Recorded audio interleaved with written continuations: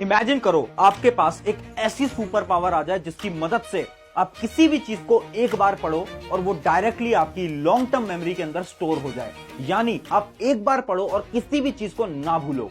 सुन के ऐसा लग रहा है ना कि किसी में मूवी की आपको एक स्टोरी सुना रहा हूं, बट क्या ऐसा करना रियली में पॉसिबल है? तो इसका आंसर है यस।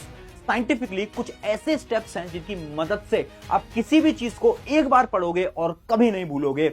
चलिए इन्हीं सब स्टेप्स को डिटेल में समझते हैं कि जब इतना कुछ पढ़ा है फिर भी कुछ याद नहीं है। जो हमारी फिजिकल ब्रेन है उसको कैसे स्ट्रॉन्ग किया जाए। जिसकी मेमोरी अच्छी होती है उसे पढ़ाई लिखाई की चीजें, हर चीजें याद रहती हैं।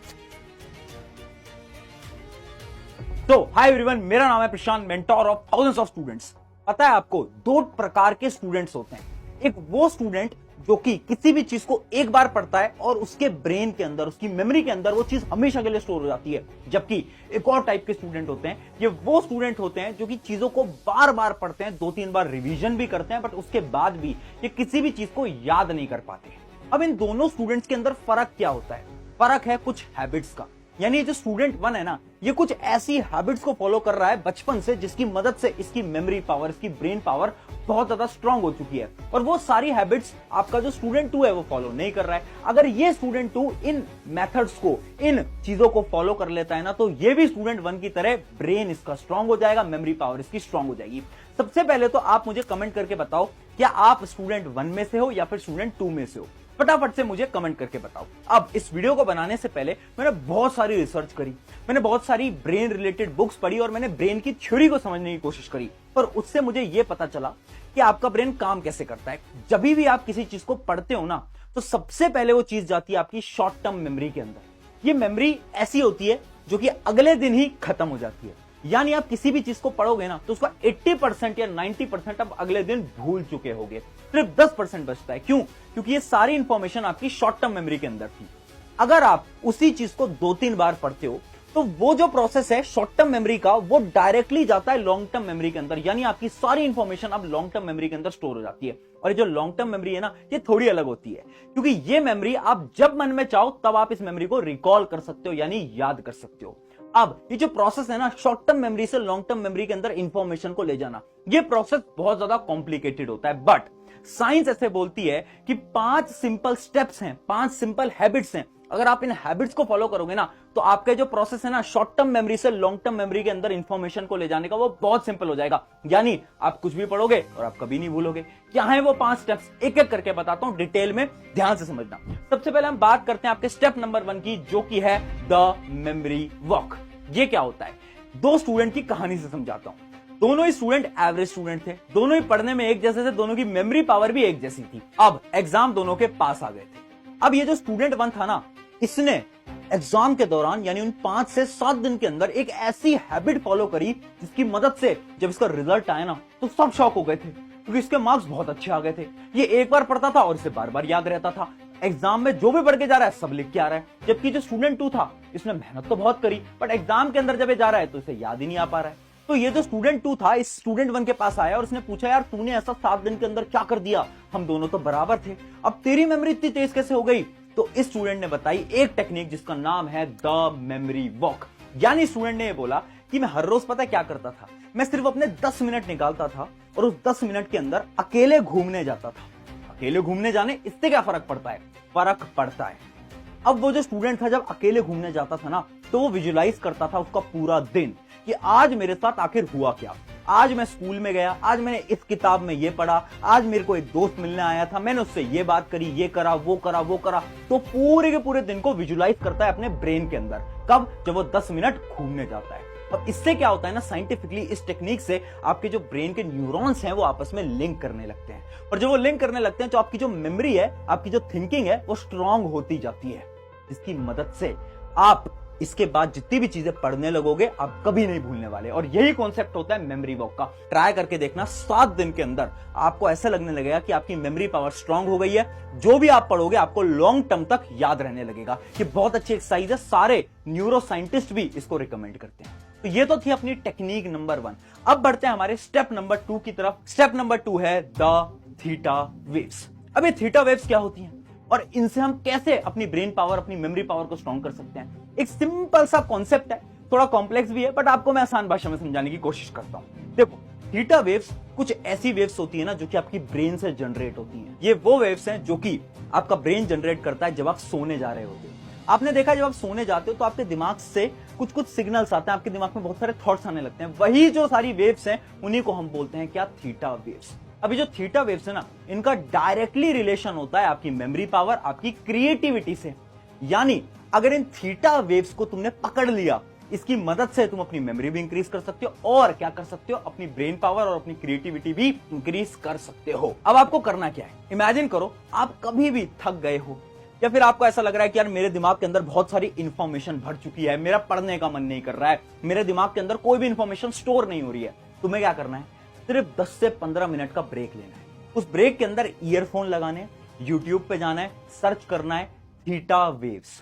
थीटा वेव्स का एक साउंड होता है, वो साउंड तुम्हें सिर्फ 10 से 15 मिनट सुन लेना है। जब तुम उसे सुनोगे ना तो उससे क्या होगा, आपके ब्रेन से भी थीटा वेव्स आती हैं और वो साउंड से भी आपके ब्रेन के अंदर थीटा वेव्स आएंगी और उस फ्रीक्वेंसी के मैच हो जाने की मदद से आपका जो ब्रेन होगा वो मात्र 10 से 15 मिनट के अंदर एकदम रिलैक्स हो जाएगा। और जब ये रिलैक्स होगा ना तो आप 10-15 मिनट के बाद जब वापस पढ़ने जाओगे ना तो आप देखोगे कि अब आप चीजों को अच्छी तरीके से याद कर पा रहे हो, आपकी मेमोरी पावर अच्छी हो गई है और आपको जो फीलिंग आ रही थी ना कि कुछ भी याद नहीं आ पा रहा है, वो फीलिंग आपके अंदर से खत्म हो जाएगी। मैं सच बता रहा हूं, ये आपकी मदद करने वाला है। बहुत अच्छी टेक्निक है, बहुत सारे न्यूरो साइंटिस्ट भी रिकमेंड करते हैं और बहुत सारे लोग जो कि इसे फॉलो करते हैं वो भी रिकमेंड करते हैं। बहुत सारी किताबों के अंदर भी इसका जिक्र है।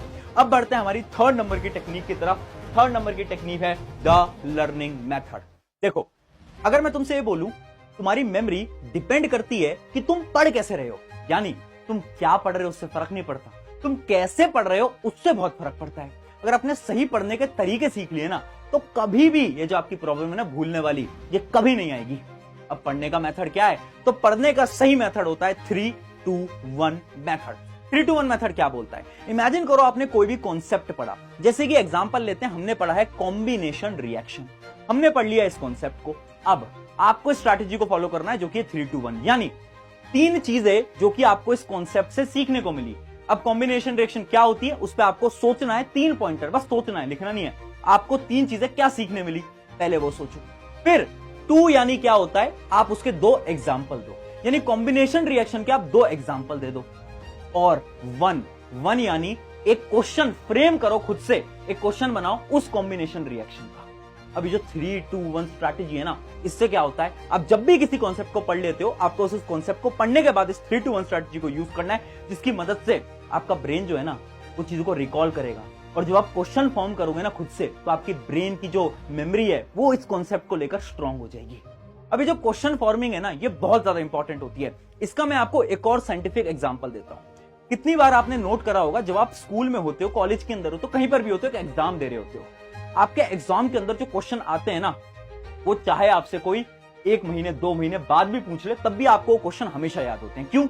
क्योंकि जब हम एक क्वेश्चन को एग्जाम में देखते हैं उस समय पर हम स्ट्रेस में होते हैं। स्ट्रेस में क्या होता है, हमारा एक हार्मोन होता है एड्रेनलिन हार्मोन, वो रिलीज होता है। और एड्रेनलिन हार्मोन से क्या होता है, हमारी जो ब्रेन पावर है, जो हमारी थिंकिंग स्किल्स है, वो फास्ट होने लगती है। हमारी पूरी बॉडी जो होती है उसका ब्लड सर्कुलेशन फास्ट हो जाता है, जिस वजह से एग्जाम के दौरान जो जो क्वेश्चन आप वहां पर देख कर आते हो वो हमेशा आपकी ब्रेन की मेमोरी के अंदर स्टोर हो जाते हैं। होता है ना ऐसा? सच बताना, हुआ होगा।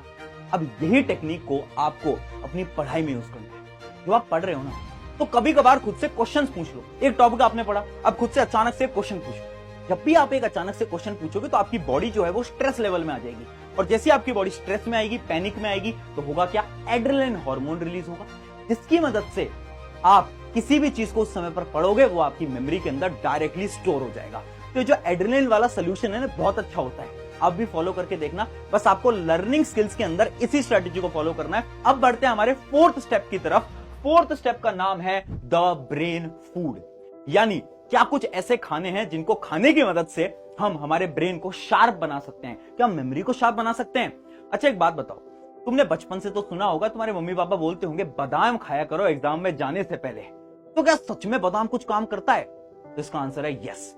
आपका बादाम हो गया या फिर आपकी डार्क चॉकलेट्स हो गई, ये आपकी ब्रेन की मेमोरी को इंक्रीज करता है। अब शॉकिंगली आखिर ये काम कैसे करता है, तो इसके ऊपर बहुत सारी साइंटिफिक रिसर्च हुई और ये पता चला ये जो आपके नट्स होते हैं इनके अंदर होता है विटामिन ई। अभी जो विटामिन ई होता है ना, ये बहुत मदद करता है आपकी बॉडी की। उसके साथ साथ इसके अंदर कुछ एंटीऑक्सीडेंट एजेंट्स होते हैं जो कि आपके ब्लड सर्कुलेशन के फ्लो को इंक्रीज करते हैं, आपके न्यूरोट्रांसमीटर्स को एक्टिव करते हैं। मुझे पता है बहुत भारी बातें समझ नहीं आ रही होंगी, आसान भाषा में समझाता हूं कि आपका जो मेमोरी होती है ना आपके ब्रेन तक, वो न्यूरॉन की मदद से पहुंचती है और इनके बीच को जो लिंक करता है, इन इंफॉर्मेशन को जो लिंक करता है, उसको अपन बोलते हैं न्यूरोट्रांसमीटर। यानी इन चीजों को खाने से आपके जो न्यूरोट्रांसमीटर हैं वो जल्दी जल्दी काम करने लगते हैं। अब सोचो अगर वो जल्दी काम करेंगे तो ऑब्वियस सी बात है ना, आपकी जो ब्रेन की फंक्शनिंग, आपकी जो मेमोरी की फंक्शनिंग है वो भी तेज हो जाएगी।